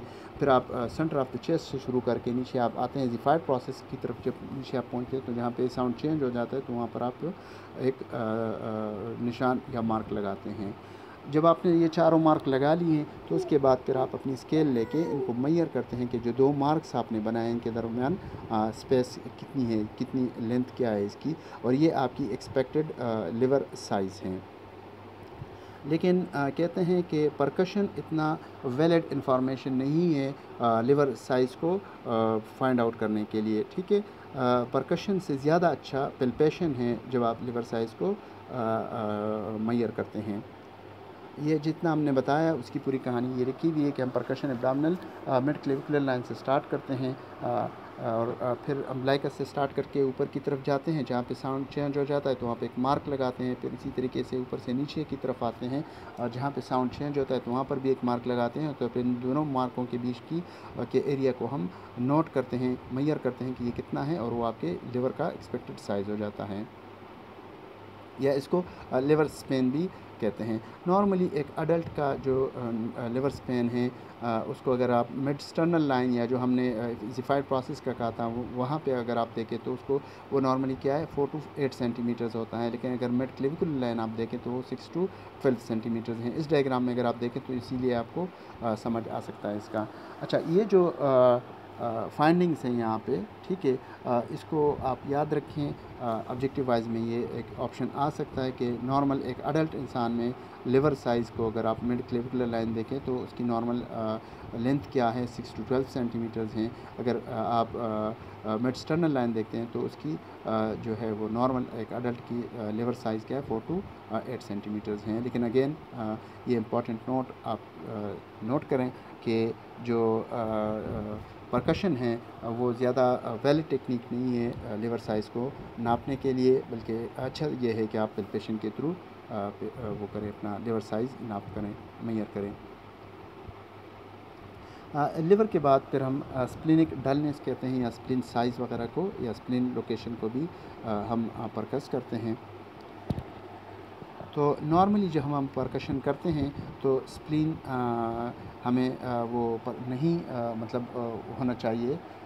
जब भी आप परकस करते हैं और आपको डलनेस महसूस होती है, मतलब कि अगर आप समझते हैं कि स्प्लीन है ये, तो इसका मतलब है कि ऑलरेडी स्प्लीन एनलार्ज्ड है, ठीक है। तो इसमें क्या करते हैं कि जब हम स्प्लीन की जो डलनेस है या स्प्लीन लोकेशन हम मालूम करते हैं तो इंटरकॉस्टल स्पेस जो है लोवेस्ट, ठीक है, लेफ़्ट एंटीरियर एक्सिलरी लाइन के ऊपर हम परकस करते हैं, ठीक है। तो नॉर्मली क्या होता है कि टेम्पेनिक साउंड होगा। फिर हम पेशेंट को क्या कहते हैं कि आप एक डीप ब्रेथ ले लें। पेशेंट जैसे इनहेल करता है तो हम दोबारा परकशन करते हैं उसी एरिया के ऊपर। तो नॉर्मली इवन अगर पेशेंट डीप ब्रेथ ले लें तब भी साउंड चेंज नहीं होना चाहिए, वही टेम्पेनिक साउंड होने चाहिए। लेकिन अगर टेम्पेनिक साउंड नहीं है, साउंड चेंज हो जाते हैं डलनेस की तरफ, तो इसका मतलब है कि स्प्लीन एनलार्ज्ड हैं। और स्प्लीन एनलार्ज्ड कितना हुआ होगा, जब स्प्लीन इस काबिल हो जाए कि वो आप परकस कर पाते हैं, तो इसका मतलब ये है कि spleen almost 3 times than the normal size, ठीक है। अगर ये इससे छोटा है तो आप इसको परकस नहीं कर पाते हैं। यहाँ पर भी जिस तरह हमने लिवर में कहा कि जो परकशन है स्प्लीनोमेगली के लिए अच्छा तरीका नहीं है, ज़्यादा वैलिड इन्फॉर्मेशन नहीं है। बेहतर ये है कि आप पैल्पेशन से इसको फाइंड आउट करें। और जो बहुत ज़्यादा अच्छा तरीका है, जो बहुत ज़्यादा एक्सेप्टेबल मेजर है, वो ये है कि आप रेडियोलॉजिकल जो टेक्निक्स हैं वो उसकी मदद लें। फिर इसी तरीके से ब्लेडर के लिए भी है कि ब्लेडर की को भी उसकी भी परकशन को ओमिट किया हुआ है। वो आजकल ज़्यादा वो रिलायबल नहीं है। तो पैल्पेशन वगैरह ज़्यादा एक्सेप्टेबल तरीका है कि आप उसको, या फिर रेडियोलॉजिकल अल्ट्रासाउंड वगैरह की हेल्प से आप उसको क्या कहते हैं उसको ब्लेडर की उसको मेजर कर सकते हैं कि वॉल्यूम कितना है, एस्टिमेट क्या कर सकते हैं आप उससे। लेकिन हमें तरीका पता होना चाहिए कि स्प्लीन की साइज़ को कैसे मेजर करना है परकशन के तरीके से, या लिवर के साइज़ को कैसे मेजर करना है परकशन के तरीके से। अच्छा जी, परकशन के बाद फिर हमारे पास आती है पैल्पेशन की बारी। जब हम पैल्पेट करते हैं तो पैल्पेशन में हम क्या कुछ देखते हैं कि जो अंडरलाइंग स्ट्रक्चर है उनका साइज़ क्या है, साइज़ के अलावा उनकी लोकेशन क्या है, क्या लोकेशन है, उनकी कंसिस्टेंसी क्या है, हार्ड स्ट्रक्चर है, सॉफ्ट स्ट्रक्चर है। फिर इसके अलावा अगर कोई एब्डोमिनल मासेस है तो हम उसको देखते हैं, असेस करते हैं। कोई अगर टेंडरनेस वगैरह है तो उसको हम फिर असेस करते हैं, ठीक है। तो पैल्पेशन में हम अंडरलाइंग स्ट्रक्चर्स की साइज़ को, लोकेशन को, उनकी कंसिस्टेंसी को या अगर कोई एब्डोमिनल मासेस हैं, टेंडरनेस वगैरह है, उनको असेस करते हैं। पैल्पेशन 2 तरीक़ों से होती है,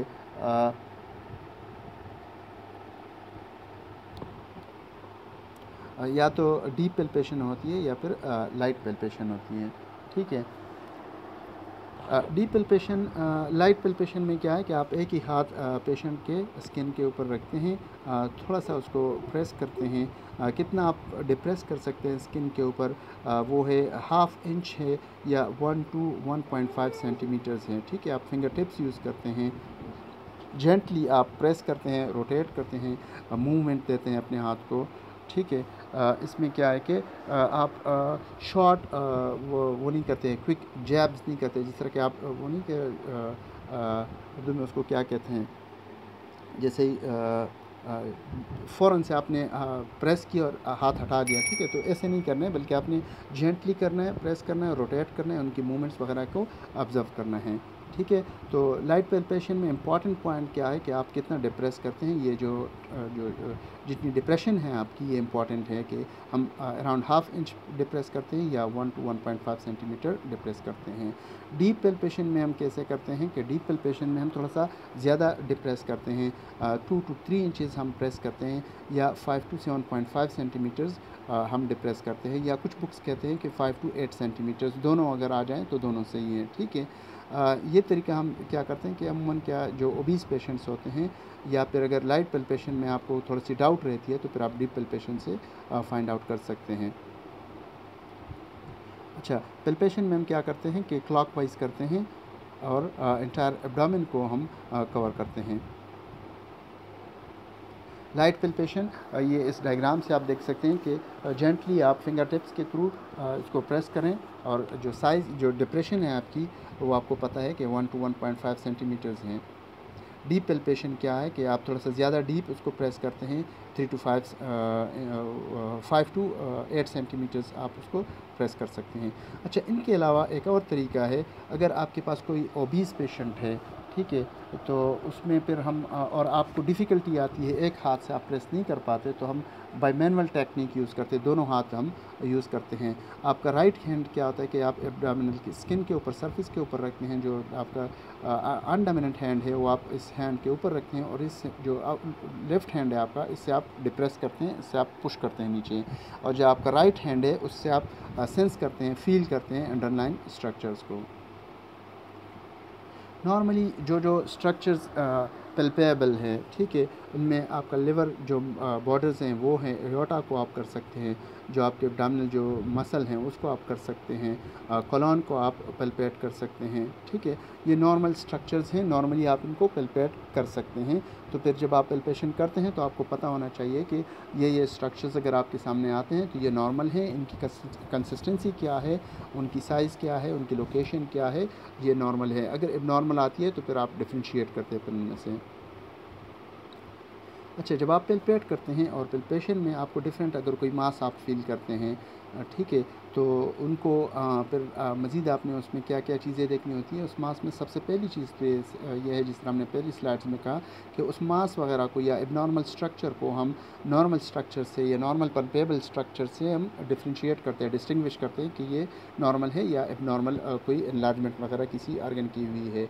फिर हम उसमें क्या देखते हैं, कोई भी अगर मास वगैरह हम पल्पेट करते हैं तो इसकी लोकेशन देखते हैं कि किस लोकेशन में, कौन से कोऑर्डिनेट में, अच्छा उनकी साइज़ क्या है, जो भी मास वगैरह है, जो भी एबनॉर्मल स्ट्रक्चर वगैरह है, तो उसका साइज़ क्या है, शेप कैसा है उसका, कंसिस्टेंसी क्या है, सॉफ्ट है, फर्म है, हार्ड है, सरफेस उसका स्मूथ है या फिर नोडुलर है, मोबिलिटी उसकी देखते हैं कि वो मूव करता है जब आप पल्पेट करते हैं या मूव नहीं कर रहा, पल्सिलिटी देखते हैं उसकी, टेंडरनेस देखते हैं कि टेंडर है या सॉफ्ट है।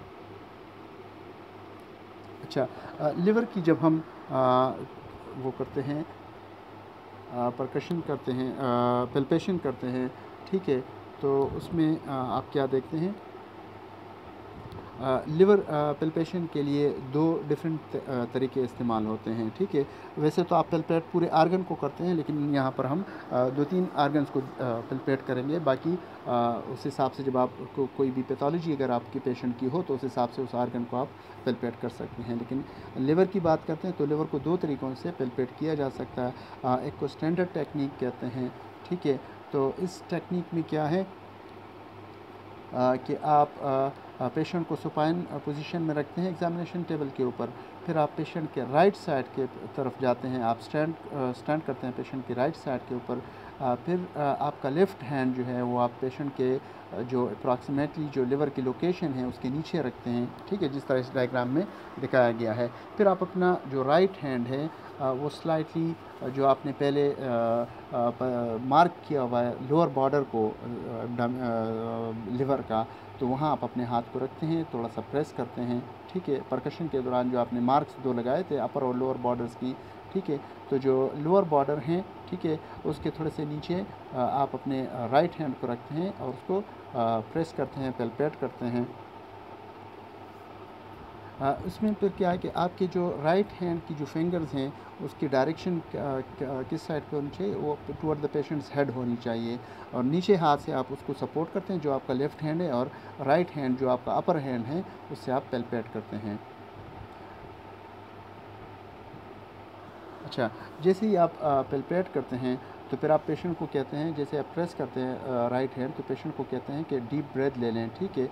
जैसे ही पेशेंट इनहेल करता है तो इनहेलेशन की वजह से फिर जब लंग्स चूँकि ज़्यादा वो कैपेसिटी कवर करती है, तो जो लिवर है आपका थोड़ा सा नीचे मूव करता है। जैसे ही वो मूव करता है तो जो लोअर बॉर्डर है या जो लोअर एज है उसकी लिवर की, वो आप फील कर सकते हैं, ठीक है। तो जैसे ही आप जो डायग्राम में जो लोकेशन बताई हुई इन पे दोनों हाथ आपने रखें, फिर आप पेशेंट को कहते हैं कि थोड़ा सा इनहेल करें, ब्रीथ लें और वो ब्रीथ होल्ड रखें। तो जैसे ही पेशेंट इनहेल करता है तो वो लिवर थोड़ा सा नीचे मूव करता है, जैसे वो मूव करता है तो आप अपने हाथ से उसको फील कर सकते हैं। एक दूसरा तरीका है लिवर की पैल्पेशन को, जब आप स्टैंडर्ड टेक्निक कर लेते हैं तो फिर आप हुकिंग टेक्निक को भी करते हैं। हुकिंग टेक्निक में क्या होता है कि आप पेशेंट के राइट शोल्डर की साइड पे जाते हैं और आप पेशेंट के फीट्स की तरफ देखते हैं, आपका मुंह जो है ना पेशेंट के फीट्स की तरफ होता है। फिर आप अपने हाथ दोनों हैंड्स जो आपके हैं जिस तरह डायग्राम में हैं, उनके आप फिंगर से एक हुक्स बना के जो राइट कोस्टल मार्जिन है उसके थोड़े से नीचे जो लोअर बॉर्डर है उसका लिवर का, उसके ऊपर आप रखते हैं और उसको प्रेस करते हैं। फिर जैसे ही आप उसको थोड़ा सा प्रेस करते हैं अपने फिंगर टिप से, तो फिर पेशेंट को आप कहते हैं कि आप डीप ब्रेथ लें। जैसे ही पेशेंट डीप ब्रेथ लेता है तो उस वजह से जो लिवर है वो थोड़ा सा नीचे मूव करता है, स्लाइड्स करता है, और आप उसको फील कर सकते हैं। तो ये लिवर पैल्पेशन की दूसरी टेक्निक है, हुकिंग टेक्निक इसको कहते हैं। स्प्लीन है, तो स्प्लीन को हम कैसे पैल्पेट कर सकते हैं कि वही जैसे हमने पहले कहा कि नॉर्मली स्प्लीन जो है ना वो पैल्पेबल नहीं होता। अगर आप पैल्पेट कर लेते हैं तो इसका मतलब है कि ऑलरेडी आपके पेशेंट का जो स्प्लीन है वो इनलार्ज्ड है, और वो कब पैल्पेबल होता है, जब वो नॉर्मल साइज़ से 3 टाइम्स ज़्यादा वो इनलार्ज हो जाता है, जब ही वो पल्पेबल होता है। अगर इससे थोड़ा सा उसकी साइज़ कम है तो वो पल्पेबल नहीं है। अच्छा, पल्पेशन उसमें करते कैसे हैं, आपका जो लेफ़्ट हैंड है वो एब्डोमेन के बैक साइड पे आप थोड़ा सा जिस तरह डायग्राम में दिखाया गया है लेके जाते हैं, और आप अपने राइट साइड से जो राइट हैंड है उससे थोड़ा सा लेफ़्ट अपर क्वाड्रेंट में वो आप उसको थोड़ा सा प्रेस करते हैं।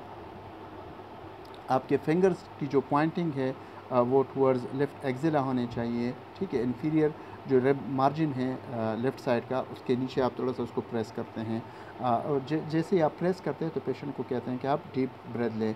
अगर पेशेंट ब्रेथ लेता है और आप उसको फील नहीं करते तो ये एक नॉर्मल साइंस है, लेकिन अगर आप फील करते हैं, पैल्पेट करते हैं, तो इसका मतलब है कि स्प्लीन इनलार्ज्ड है।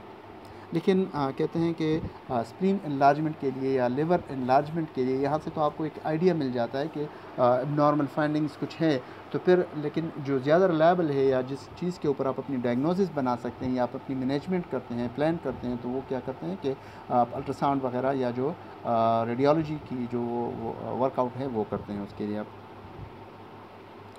इसी तरीके से किडनी पैल्पेशन भी आप कर सकते हैं अपने जो आपका राइट हैंड है, ठीक है, राइट साइड पे आप जाते हैं, दोनों हाथ आप जिस तरीके से एक लोअर साइड पे एक अपर साइड के एब्डोमेन के ऊपर रखते हैं, आप प्रेस करते हैं, ठीक है। पेशेंट को कहते हैं कि डीप ब्रेथ ले ले। अगर पेशेंट डीप ब्रेथ लेता है और आप नॉर्मली क्या है कि आपको जो लोअर पोल है किडनी का, जैसे पेशेंट ब्रीथ लेता है तो आप उसको फील कर सकते हैं।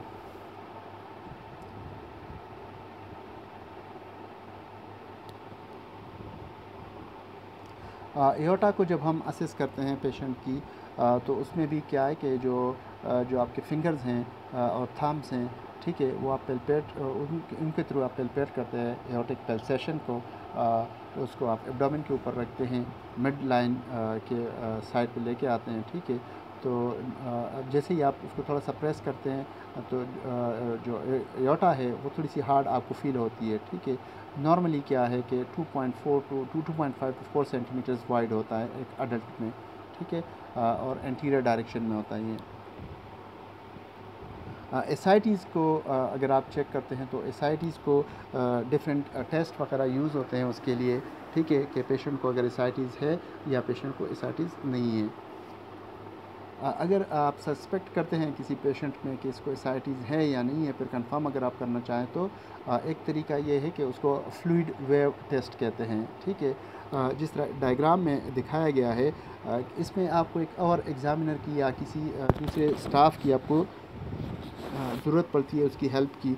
आप अपना जो आपका लेफ़्ट हैंड है पेशेंट के राइट साइड एब्डोमेन के ऊपर रखते हैं, फिर और किसी और एग्ज़ामिनर को कहते हैं कि मिड लाइन के ऊपर वो अपना अल्नर एज अपने हाथ का रखें। आप अपने राइट साइड से थोड़ा सा जो पेशेंट के एब्डोमेन है उसको हिट करते हैं, थोड़ा सा मारते हैं उसको, और उसकी वजह से अगर पेशेंट के एब्डोमेन के अंदर फ्लूइड हैं तो डिफरेंट वेव्स बन जाते हैं। वो वेव्स आपके लेफ़्ट हैंड में आप फील कर सकते हैं, ठीक है।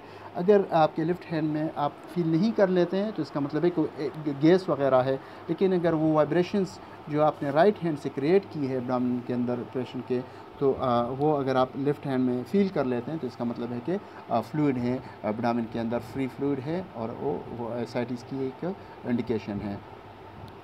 इनके अलावा एक और टेक्निक है वो एसाइटिस के लिए, जिसको डलनेस शिफ्टिंग डलनेस कहते हैं, ठीक है। एक दूसरा तरीका है एसाइटिस को कंफर्म करने के लिए। इसमें क्या होता है कि परकस करते हैं, तो जब परकस करते हैं तो पेशेंट को सुपाइन रखते हैं, ठीक है। एसाइटिक फ्लूइड क्या होता है कि वो नीचे चला गया, पेशेंट सुपाइन है तो गैस ऊपर आ जाती है और जो फ्लूइड है वो नीचे चला जाता है ग्रेविटी के वजह से। तो फिर आप परकशन करते हैं प्री अम्बिलिकल एरिया के अंदर, ठीक है।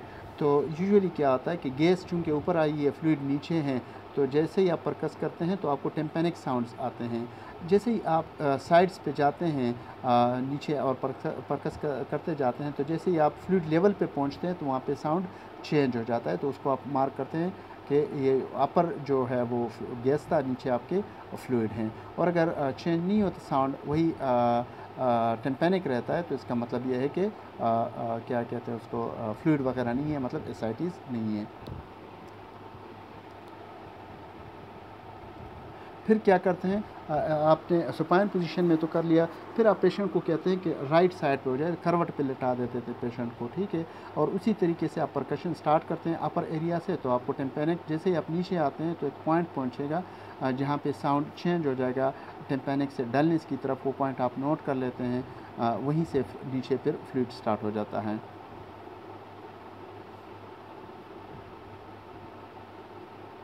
यहाँ पर भी कहते हैं कि ये इतना रिलायबल तरीका नहीं है। अगर आपको एग्जैक्टली फाइंड आउट करना है कि पेशेंट को एसाइटिस है, और अगर है तो कितनी एसाइटिस है, तो अल्ट्रासाउंड की हेल्प की ज़रूरत पड़ती है। अच्छा जी, एब्डोमिनल पेन ये एक बहुत कॉम्प्लिकेटेड टॉपिक है। एब्डोमिनल पेन को फाइंड आउट करने के लिए कि ये किसी विसरा की वजह से है, किसी अपेंडिसाइटिस की वजह से, या पेरिटोनियम की वजह से, तो उसको भी चेक करने के लिए मुख्तलिफ़ तरीके हैं, ठीक है। यहाँ पे मैं इनको थोड़ा सा स्लाइड्स को स्किप करता हूँ।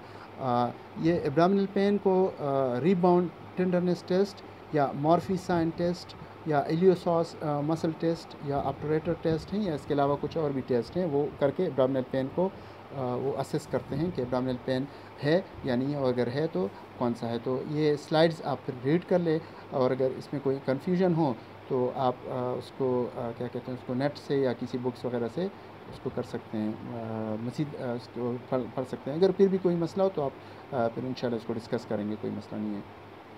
मर्फी साइन है जो, इनके अलावा हाँ, ये मैंने एक असाइन भी रखा होता, लेकिन ये जो पिछले 2-3 स्लाइड्स हैं ये भी असाइनमेंट में आप काउंट कर ले। एक MC बर्नी पॉइंट क्या चीज़ हैं, और इसकी सिग्निफिकेंस क्या है, मेंट्रेल्स स्कोर क्या है, पेन स्कोर क्या है। एक पेंडिसाइटिस को फाइंड आउट करने के लिए एक स्कोर है कि ये स्कोर क्या है, कैसे इसको फाइंड आउट करते हैं, कैसे इसको स्कोर मेजर करते हैं। एक कॉशन है ये भी, don't palpate rigid abdomen, peritoneal inflammation में be present in which case palpation could cause pain और रप्चर इन इन्फ्लेम्ड आर्गन। ठीक है, तो अगर डिस्टेंडेड या इन्फ्लेम्ड एब्डोमेन है, रिजिड एब्डोमेन है, तो उसमें पल्पेट ना करें। ये हमारी जितने भी हमने वो किए उसकी समरी है। इंस्पेक्शन में हम कंटोर देखते हैं, सिमेट्री देखते हैं, स्किन देखते हैं, मूवमेंट वगैरह, पल्सेशन देखते हैं, डेमोनोर देखते हैं। उसमें अस्कल्टेशन में हम बाल साउंड देखते हैं और वेस्कुलर साउंड देखते हैं। परकशन में हम चारों कोऑर्डिनेट्स को परकस करते हैं। ठीक है, बॉर्डर्स ऑफ लिवर को फाइंड आउट करते हैं कि लिवर साइज़ क्या है या स्प्लीन साइज़ या उसकी प्रेजेंस को या एनलार्जमेंट वगैरह को हम देखते हैं। पल्पेशन में लाइट पल्पेशन करते हैं, डीप पल्पेशन करते हैं, और इसमें हम लिवर की या स्प्लीन और किडनीज वगैरह की पल्पेशन किस तरीके से करते हैं। अच्छा, ये सारी आपने अपने डॉक्यूमेंट असेसमेंट कर ली। इस असेसमेंट को अगर एक नॉर्मल पेशेंट है उसमें कोई आपको पैथोलॉजी नहीं मिलती तो उसको अगर आप डॉक्यूमेंट करना चाहें तो इस तरीके से डॉक्यूमेंट करते हैं। और अगर कहीं पे आपको कोई एबनॉर्मल फाइंडिंग्स हैं तो यहाँ पे इस जो सैम्पल चार्टिंग है इसमें अगर वो नॉर्मल लिखे हैं तो आप अपनी एबनॉर्मल फाइंडिंग्स इसकी जगह पर लिख सकते हैं।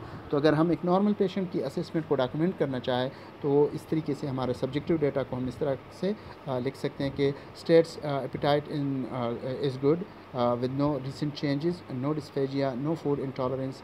Patient is not having pain, no nausea, vomiting. He has one formed BM per day. ठीक है, takes OTC multivitamin.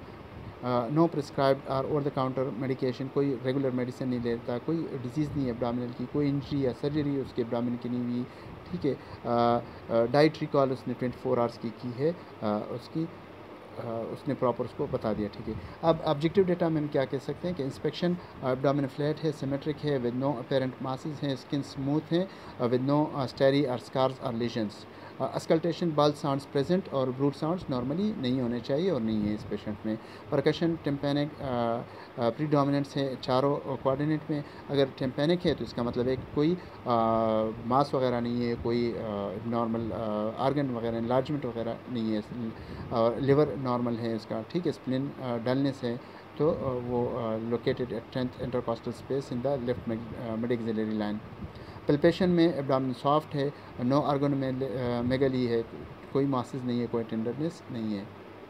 अच्छा, असेसमेंट स्टेटमेंट पर आपकी क्या आ जाती है ओवरऑल आपकी, तो हेल्दी एब्डोमेन है, बाउल साउंड्स प्रेजेंट हैं, ये आपकी वो हो जाती है, पूरी डॉक्यूमेंटेशन पूरी हो जाती है। अच्छा, यहाँ पे ये स्लाइड हैं, इसको भी अच्छी तरीके से रीड कर ले। जो एब्डोमिनल पेन है वो कहाँ कहाँ वो रेडिएट कर सकता है और इस रेडिएशन की वजह क्या है कि जब कहाँ क्यों इस तरीके से, अगर लिवर पेन है आपके राइट शोल्डर के में आप क्यों फील कर सकते हैं, तो ये सारी इसकी ये डिटेल्स हैं। अगर कोई आप लोगों को मज़ीद इन्फॉर्मेशन चाहिए तो फिर इंशाल्लाह इसको डिस्कस कर सकते हैं। Thank you very much. और यहाँ तक हमारा जो 5th यूनिट है वो यूनिट नंबर 5 हमारा कंप्लीट हो गया। इसको पूरा इसलिए किया, शॉर्ट किया, लेकिन चूँकि कुछ लोगों से क्लासेस मेरे ख्याल में मिस हुई थी या जो नेटवर्क की वजह से जो साउंड डिस्टर्बेंस वगैरह किसी क्लास वगैरह में थी तो उस वजह से, तो ये आप इंशाल्लाह रीड कर ले। फिर भी अगर कोई इशू हुआ तो इंशाल्लाह दोबारा इसको डिस्कस कर सकते हैं इसको। अगली क्लास में इंशाल्लाह हम examination of anus and rectum करेंगे और कोशिश करेंगे कि उस क्लास के बाद भी उसकी रिकॉर्डिंग करके ग्रुप में शेयर करें। ठीक है जी, अल्लाह हाफ़िज़।